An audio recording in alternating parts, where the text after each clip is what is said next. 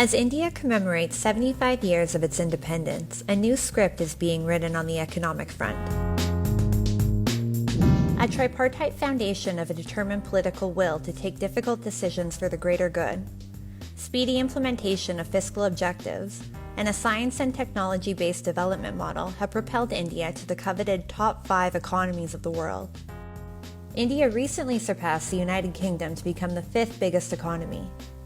The country's nominal GDP in the first quarter clocked over 854 billion USD against the United Kingdom's 816 billion USD in the same period.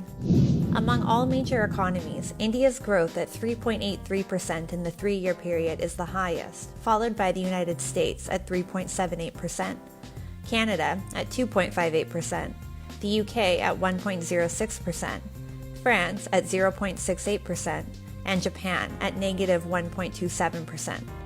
What is even more significant in this achievement is the fact that India reached these numbers at a time when the world was still struggling with the economic fallout of COVID-induced shocks.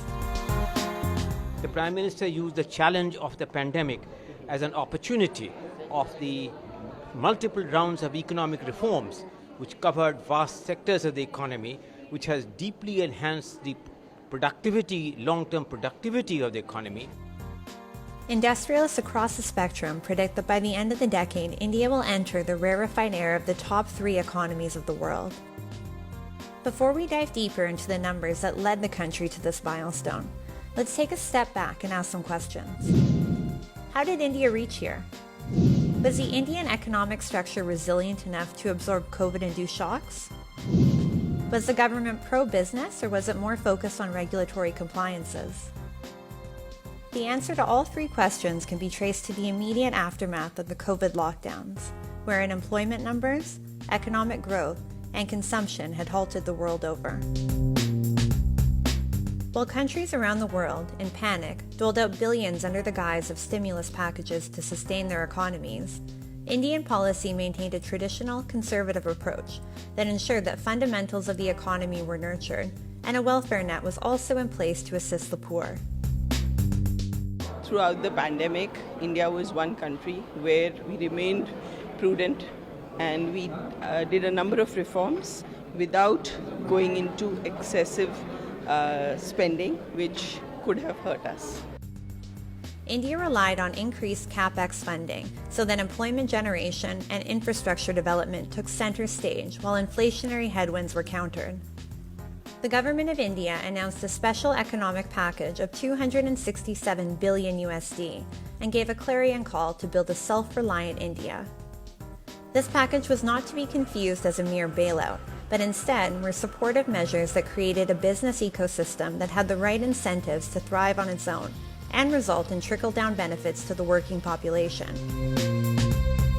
The major components of the business support package included financial measures for micro, small, and medium-sized enterprises.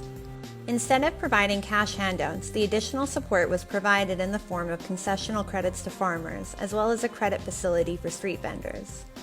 India's incredible pace of immunization proved instrumental in its economic resurgence.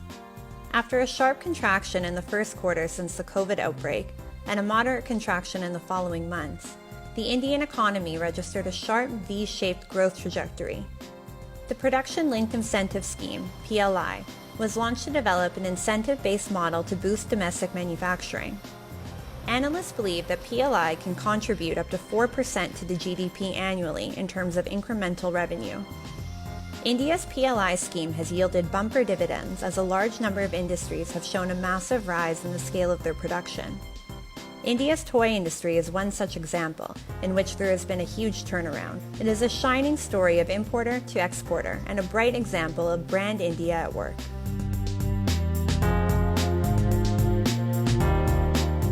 Digital India led from the front during the COVID distress when India distributed nearly 5 billion USD in cash benefits to the impoverished, direct to their accounts.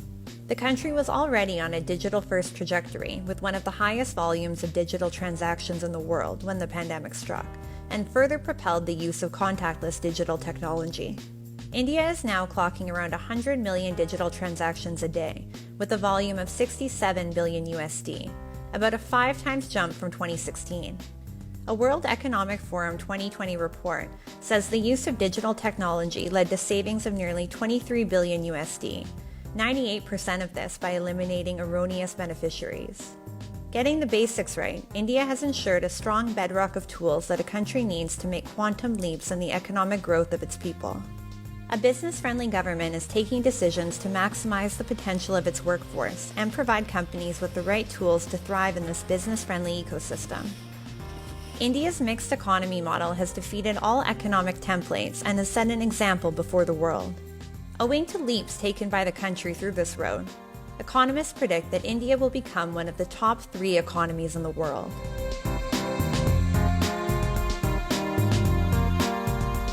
What it is telling you in the broader context, leaving aside the UK, the specific thing, is that India is moving up the power scale.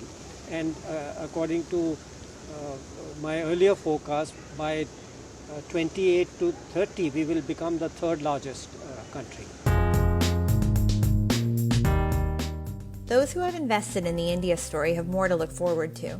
The PM Gati Shakti is a master plan for coordinated implementation of infrastructure projects with around 16 ministries on board to coordinate seamless transportation of goods and other services.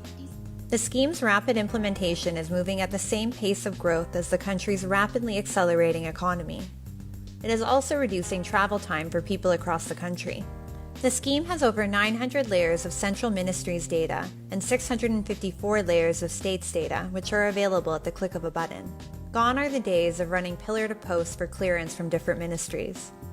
Central databases have now made the old style of functioning redundant.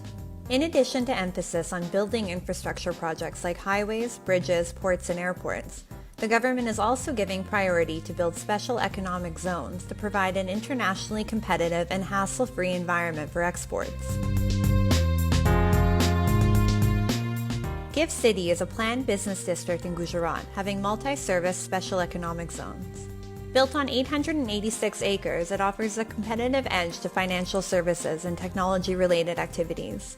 To further accelerate economic growth, the government also launched Startup India, a flagship initiative with the agenda to actively support startups and entrepreneurs. Today, India boasts being the 3rd largest startup ecosystem across the world, with over 100 unicorns and more than 60,000 startups operating within the country. India's position in the Global Innovation Index has improved from 81st in 2015 to 46th in 2022. इतने कम समय में हम 81 से 46 तक आए हैं, लेकिन यहां रुकना नहीं है, अभी और ऊपर जाना है। आज भारत में रिकॉर्ड संख्या में पेटेंट हो रहे हैं, नए-नए इनोवेशन हो रहे हैं। Combined with the Atmanirbhar Bharat mission, or a Resolve for Self-Reliance, and the Make in India program, India aims to transform itself into a global manufacturing and design export hub. Consumption, investment, and exports, which represent the 3 key engines of the Indian economy, have all grown strongly at about 26%, 20%, and 15%, respectively, over the last year. The growth in investment of 20% over last year signals that investors are now comfortable to start investing in the Indian economy. Reduction in restrictive compliances, a strong infrastructure foundation, an educated workforce, and one of the largest markets in the world sends a strong message to investors around the world. India is open for business.